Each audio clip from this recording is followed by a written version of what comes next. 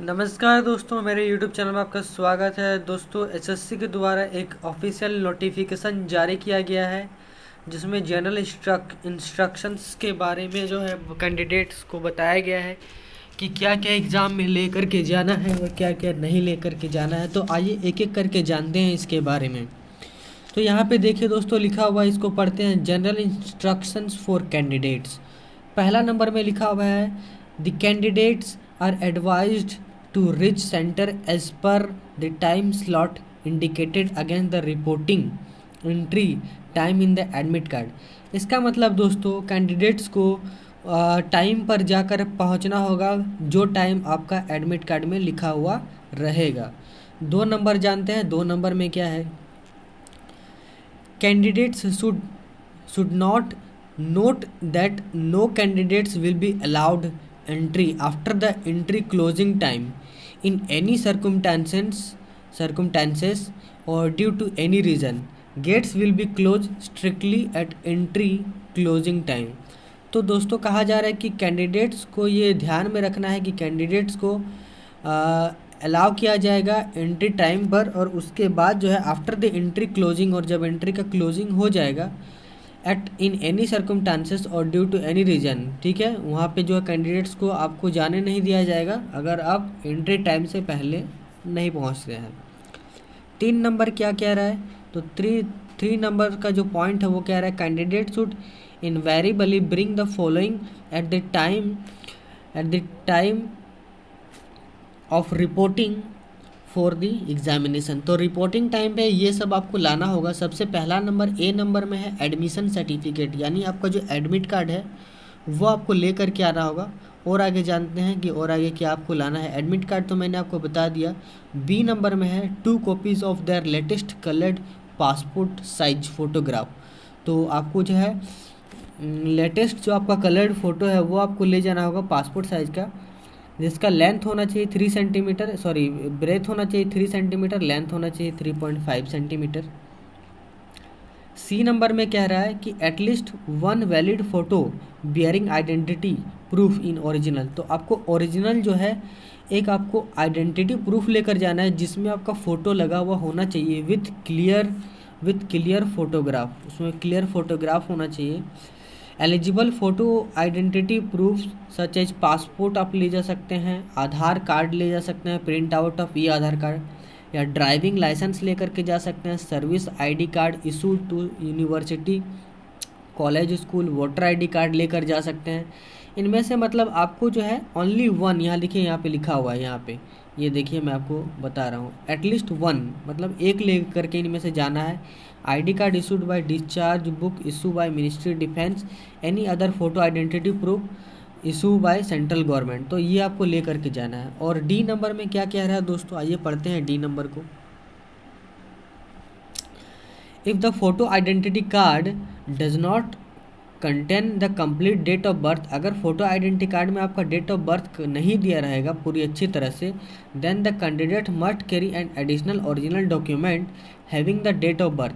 तो आपको जो आपको आईडी प्रूफ ले करके जाना है उसमें आपका फ़ोटो तो क्लियर होना चाहिए, साथ ही साथ आपका डेट ऑफ बर्थ भी क्लियर रहना चाहिए, पूरा लिखा हुआ होना चाहिए। और अगर उसमें डेट ऑफ बर्थ नहीं लिखा है तो आपको एडिशनल ओरिजिनल डॉक्यूमेंट लेकर जाना है। देखिए यहाँ पे लिखा हुआ है, मैं आपको फिर से दिखा रहा हूँ, ये देखिए यहाँ पे पढ़िए, यहाँ पे एन एडिशनल ओरिजिनल डॉक्यूमेंट लेकर के जाना होगा of birth as printed on the admission certificate. और वो डेट ऑफ बर्थ मैच करना चाहिए, किससे मैच करना चाहिए, जो आपका एडमिशन सर्टिफिकेट यानी एडमिट कार्ड में जो आपने डेट ऑफ बर्थ दिया हुआ है उस डेट ऑफ बर्थ के साथ मैच करना चाहिए, ठीक है। फॉर एग्ज़ाम्पल आप एडमिट कार्ड लेकर के जा सकते हैं, passport certificate, marksheet 10th class का, तो सबसे बढ़िया रहेगा कि आप 10th क्लास का मार्कशीट लेकर चले जाएं, उसमें आपका डेट ऑफ बर्थ दिया रहता है, issued by CBSE ICI state board. अगर आप स्टेट बोर्ड से हैं तो स्टेट बोर्ड का मार्कशीट लेकर के जाएंगे, CBSE बोर्ड है तो CBSE का मार्कशीट, या ICSE है तो आप ICSE का मार्कशीट लेकर जाएंगे। बर्थ सर्टिफिकेट आप ले करके जा सकते हैं अगर है आपके पास तो, या category certificate issued only by the central government, state government और PSU। तो ये सब से आपका इशू होना चाहिए, वही आपका मान्य होगा। In case of mismatch in the date of birth mentioned in the admission certificate of mentioned in the admission certificate and photo ID prove the certificate brought in support of the date of birth, the candidate will not be allowed to appear in the examination. इसका मतलब ये हुआ, अगर आपका date of birth mismatch कर गया, यानी अगर आपका एडमिट कार्ड है उससे अगर डेट ऑफ बर्थ नहीं मिलता है, तो आपको जो है क्या किया जाएगा कि candidates will not be allowed to appear in the examination, मतलब आपको एग्जामिनेशन में जाने नहीं दिया जाएगा, अपेयर करने नहीं दिया जाएगा। ई नंबर में देखिए, ई नंबर में क्या कह रहा है कि फेस मास्क आपको लेकर के जाना होगा, फेस मास्क, ठीक है। तो आपको फेस मास्क लेकर के जाना है। यहाँ देखिए मैं आपको बड़ा करके दिखा रहा हूँ, ये देखिए आपको फेस मास्क लेकर के जाना है, ठीक है। फेस मास्क एक होना चाहिए। हैंड सैनिटाइज़र आपको लेकर के जाना होगा, स्मॉल बोतल, जैसे कि 50 ml का स्मॉल बोतल आता है वो आप लेकर के जा सकते हैं। फिर जी नंबर में क्या है, ट्रांसपेरेंट वाटर बोतल, एक साफ़ सुथरा वाटर बोतल लेकर के जाना है जिससे पानी साफ साफ दिखाई दे। और एच नंबर में क्या कह रहा है, print out of Covid self declaration, ये क्या आपको लिखा हुआ है कि print out of covid self declaration form provided with the admission certificate. तो आपको एडमिशन सर्टिफिकेट के साथ आपको एक जो है सेल्फ डिक्लेरेशन फॉर्म दिया जाएगा। जब आप एडमिशन सर्टिफिकेट आप डाउनलोड कीजिएगा तो उसी से आपको मिलेगा क्या, प्रोवाइडेड विद एडमिशन सर्टिफिकेट। तो एडमिट कार्ड के साथ ही आपका दोस्तों और एक नया चीज़ डाउनलोड होने वाला है इस बार, कोविड-19 सेल्फ डिक्लेरेशन फॉर्म। तो इसको भी साथ में आपको लेकर जाना होगा, उसका प्रिंट आउट करा करके। और देखते हैं आगे क्या है इसके बारे में डिटेल, आइए जान लेते हैं।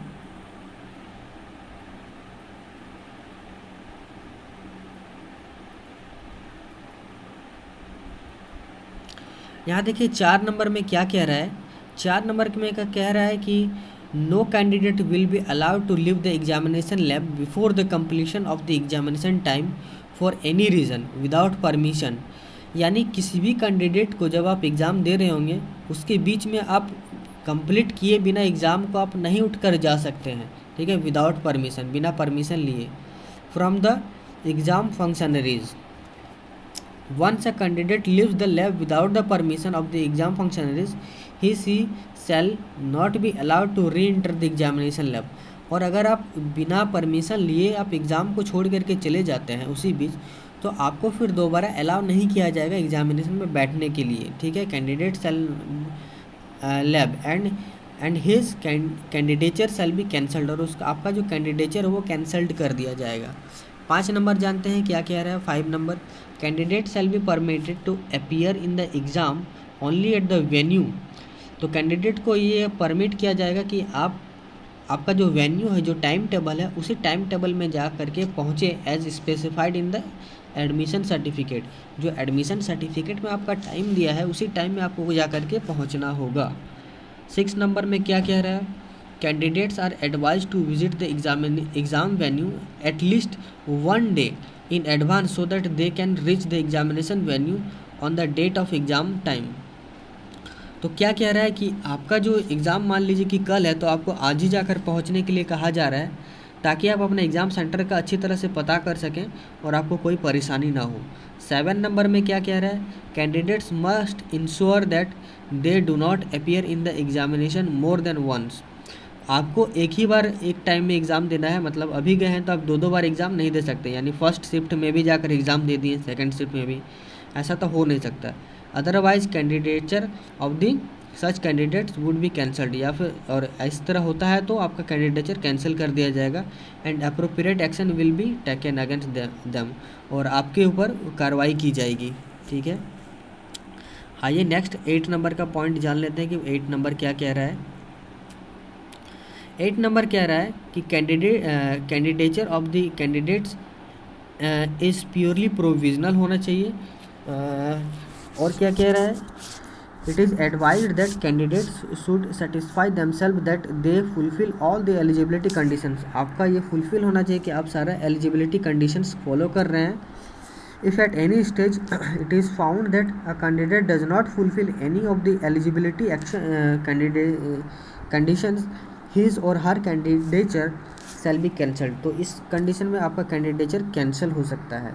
9 नंबर क्या किया कह रहा है, प्रोहाइबिटेड आइटम्स, मतलब प्रोहाइबिटेड आइटम जो आप नहीं लेकर जा सकते हैं, सच एज वॉच, आप घड़ी पहन कर नहीं जा सकते, कोई बुक लेकर नहीं जा सकते, पेन लेकर नहीं जा सकते, paper chit, magazine, electronic gadget जैसे mobile phone, bluetooth device, headphone, pen, button, spy camera, scanner, calculator, storage, ये सारा चीज़ आप नहीं ले जाकर जा सकते, are strictly not allowed in the examination lab. तो आपको एग्जामिनेशन लैब में अलाउड नहीं किया जाएगा। If any such items is found in the position of the candidate in the examination lab, his or her candidature is liable to be cancelled. तो आपका जो है ये हो सकता है कि वो कैंसिल कर दिया जाए आपका candidature. And legal criminal proceeding could be initiated against him, और आपका इसमें लीगल जो है कार्रवाई किया जा सकता है। तो ये चीज़ है। फिर 10 नंबर क्या कह रहा है, आइए 10 नंबर जान लेते हैं। Candidate should avoid wearing items like nose pens, bracelets. आप नोज़ पेन नहीं पहन के जा सकते, ब्रासलेट नहीं पहन सकते, ईयरिंग नहीं पहन सकते, चाम्स नहीं पहन सकते, कड़ास ये सब नहीं आप पहन सकते। इन केस रीजन, अगर आपका रिलीजियन में वो धर्म है, जैसे कि सिख धर्म में है कि आप कड़ास पहन सकते हैं, तो आप पहन सकते हैं। 11 नंबर क्या कह रहा है, 11 नंबर कह रहा है कि candidates are advised not to bring bags and prohibited items into the examination venue. आपको बैग्स लेकर के जाने के लिए ना नहीं कहा जा रहा है, और अगर आप जाते हैं तो बगल में जो जमा होता है आप वहाँ पे जमा दे सकते हैं। In case they bring any such items they would have to make their own arrangement. तो आपको अपना अरेंजमेंट करना होगा अगर आप बैग्स वगैरह लेकर जाते हैं, for safe custody of such item. The commission will not be liable to make any arrangement for the safe custody of any such items। फिर 12 नंबर क्या कह रहा है, pen and paper for rough work would be provided in the examination. मतलब आपको pen और paper लेकर के जाना नहीं होगा, आपको पेन और पेपर वहीं पे प्रोवाइड किया जाएगा, एग्जामिनेशन लैब में ही आपको प्रोवाइड किया जाएगा। फिर आप जान लेते हैं 13 नंबर क्या कह रहा है, all exam labs are under video surveillance. मतलब जितना भी आपका एग्ज़ाम होगा जिस लैब्स में, वहाँ पे आपका CCTV कैमरा लगा हुआ रहेगा, ठीक है। तो उसी बीच आपको एग्ज़ाम देना है। 14 नंबर क्या कह रहा है, इलेक्ट्रॉनिक वॉच जैसे कि टाइमर हो गया, will be available on the computer screen allotted to candidate. तो इलेक्ट्रॉनिक वॉच आपका कैंडिडेट जो है मतलब कंप्यूटर के स्क्रीन पर आपका लगा रहेगा, ठीक है, ताकि आपको पता चल सके आपके पास कितना टाइम है और बचा हुआ। तो ये मैंने 14 नंबर बताया। 15 नंबर जान लेते हैं। 15 नंबर क्या कह रहा है, candidate should ensure that they do not indulge in any unfair means. मतलब ये आपको इंश्योर करना होगा कि आप किसी तरह का अनफेयर मीन्स से आप एग्ज़ाम नहीं दे रहे, मतलब गलत तरीक़ा से आप वहाँ पे नहीं है। Shall also not talk to each other after commencement of the exam and during the entire duration. मतलब आप अगर आपके आसपास कोई अगर और भी कैंडिडेट बैठा हुआ है एग्ज़ाम देने, तो आप उसके साथ आप बातचीत नहीं कर सकते। 16 नंबर क्या कह रहा है, candidate shall have to undergo the process of contactless frisking through handled metal detector. तो एक डिटेक्टर होगा, उससे आपको गुजरना होगा। वो डिटेक्टर आप पता करेगा कि आपने किसी तरह का कोई सामान या गैजेट तो लेकर आप नहीं जा रहे हैं, वो डिटेक्टर आपको पता करेगा, ठीक है। 17 नंबर क्या कह रहा है, candidate must strictly abide by the instruction. तो आपको जो इंस्ट्रक्शन दिया गया उससे आपको बंधा रहना है, मतलब उसी अनुसार आपको चलना होगा। Given by the exam functionary, जो एग्ज़ाम ले रहा है उसके अंडर में ही आपको ये सारा चीज़ करना होगा, आप उसके बाहर आप कोई चीज़ नहीं कर सकते। सेंटर सुपरवाइज़र या इन्विजिलेटर, मतलब जो सेंटर में आपको बताया जा रहा है। 18 नंबर में क्या है वो जान लेते हैं, candidate should ensure that they provide clear left thumb impression. तो कैंडिडेट को ये इंश्योर करना होगा कि वो क्लियर एक लेफ्ट थंब इम्प्रेशन या फिर certificate statement in their running handwriting and signature on the commission copy of the admission certificate taking necessary precautions against कोविड-19। तो यहाँ पे क्या बोला जा रहा है कि candidate should ensure that they provide clear left thumb impression. तो इंश्योर करना होगा कैंडिडेट को कि वो आप एक क्लियर एक साफ़ सुथरा आप लेफ्ट थंब इम्प्रेशन देंगे certification statement in the running hand writing, और स्टेटमेंट देंगे, आप जिस रनिंग हैंडराइटिंग में लिखते हैं उस तरह का statement. And signature on the commissions copy, तो कमीशन का जो कॉपी होगा उसमें आपको सिग्नेचर करना होगा ऑफ द एडमिशन सर्टिफिकेट, मतलब एडमिट कार्ड में।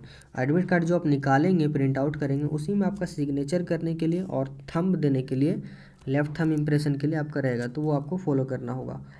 फिर 19 नंबर में क्या कह रहा है, आइए जान लेते हैं। If any candidate is found obstructing the conduct of the examination, creating disturbances at the exam venue, as candidature shall be summarily cancelled. Such candidates shall also be liable to be debarred from the future examination of the commission, and criminal proceeding could be initiated against him. तो क्या कह रहा है, अगर आप examination के वक्त किसी तरह का आप अगर मिस गाइडेंस करते हैं तो आपका जो है वो जो कैंडिडेचर है वो कैंसिल किया जा सकता है, और साथ ही साथ आपका आप में क्रिमिनल का लॉ लगा करके आप पर जो है कार्रवाई किया जा सकता है। 20 नंबर 20 नंबर क्या कह रहा है, if the examination does not commence at the schedule time or is interrupted midway due to the any technical snag or any other reason, candidate should follow the instruction of the exam functionaries, they may have to wait patiently till the issue is suitably addressed and resolve. तो क्या कहा जा रहा है, जब आप examination centre में पहुंचेंगे और अगर एग्ज़ाम जो ले रहा है उसके द्वारा अगर किसी तरह का टेक्निकल प्रॉब्लम आता है तो आपको वेट करने के लिए कहा जाएगा, और वेट करने के बाद आप दोबारा एग्ज़ाम दे सकते हैं। तो वो इसमें आपका कोई फॉल्ट नहीं रहेगा, ये फॉल्ट रहेगा कमीशन का जो एग्ज़ाम ले रहा है। फिर 21 नंबर क्या कह रहा है वो देख लेते हैं।